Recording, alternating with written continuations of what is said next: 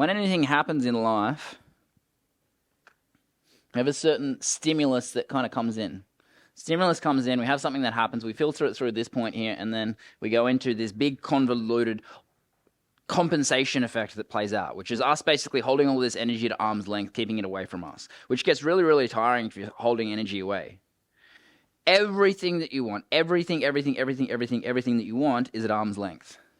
There is billions of dollars in this room right now that you could grasp.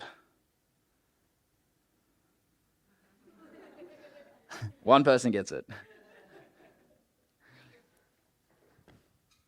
The limitation is we hold it at arm's length. It is right there, but we have this energetic block, this morphogenetic field that we have our level of thoughts at, that it just sits there and floats around.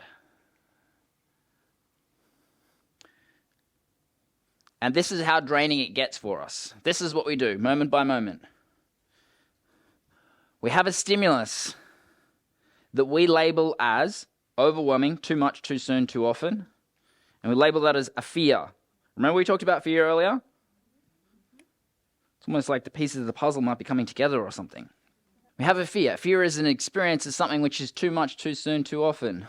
When we have that experience, once we've labeled it as that, I'll say that again, once we've labeled it as that internally as a thought, then we must create something to be able to cope with that, which is what we call a strategy, which is something that we always do. We always or never do something. We always smile, or we never this or that. But what happens is, if you have to always smile, what happens when you don't smile? No, you pull the sword on yourself and you fucking shame yourself for not smiling. Thus perpetuating this shame cycle playing out, right? Because what happens then is if we have a strategy that we always have to do, then we draw the sword of shame on ourselves. Because then when we don't do it, because we can't always do it, we then pull the sword on ourselves and we shame ourselves. But it gets better! Or worse, whichever.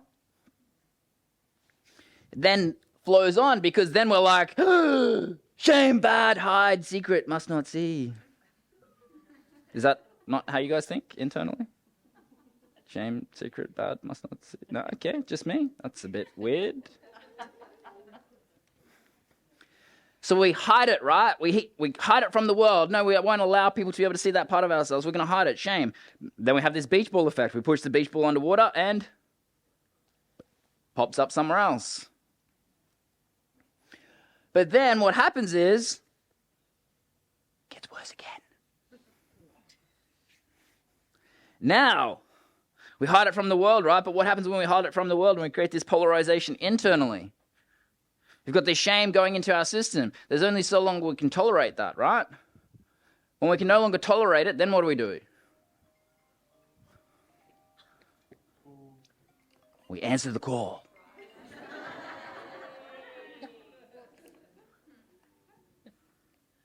But the call is external, right? We have to externalize it, i.e., we project it externally with hate. The thing that we project is our shadow. We project that externally. We hate the thing externally, but it's really the thing that we've hated internally, the thing that we've shamed ourselves for, which then filters us what we need to be seen as. We need to be seen as having a certain level of status. We need to be seen to be able to fit in that moment. But only all day, every day. So it's all good. And that shows up in business, right? And then it shows up in relationships, and it shows up in family.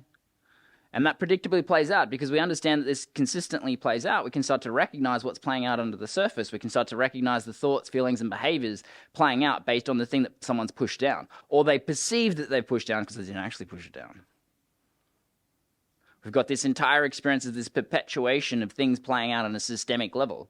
It's just that most people don't recognize the system.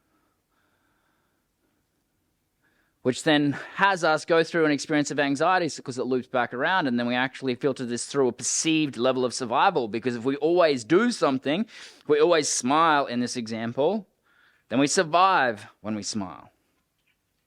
It's a perception of survival. And if we're in the energetic frequency of survival, what does that also create for us? It's filtering things through right and wrong, right? We need to be able to get it right and avoid getting it wrong. Filtering it through morality. Isn't that right? It is. which then creates us in a perceived level, again, perceived level of safety. Because if we just do the right thing, if we just be the right person, then I'll be safe, right? Which then perpetuates our identity. Who we need to be seen as to the world. I need to be seen as someone who wears suits. Terence McKenna said, I was sitting in front of the mirror, naked. But what I realized was I was still clothed with societal conditioning. Your clothes are really a mask. They're what you need to be seen as to the world.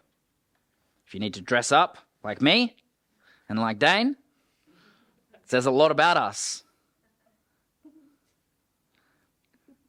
We communicate what we need to be seen as to the world, which then creates a perceived level of, remember, perceived level of belonging. It's not actual belonging, it's a perceived level of belonging. Because in that, people will, fit in with me when I'm hanging around people that either, one, wear suits, or two, respect people in suits.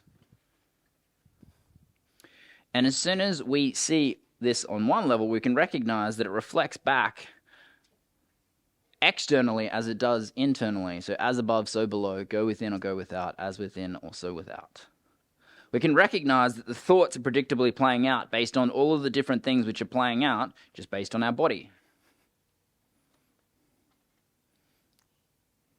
Wild, right?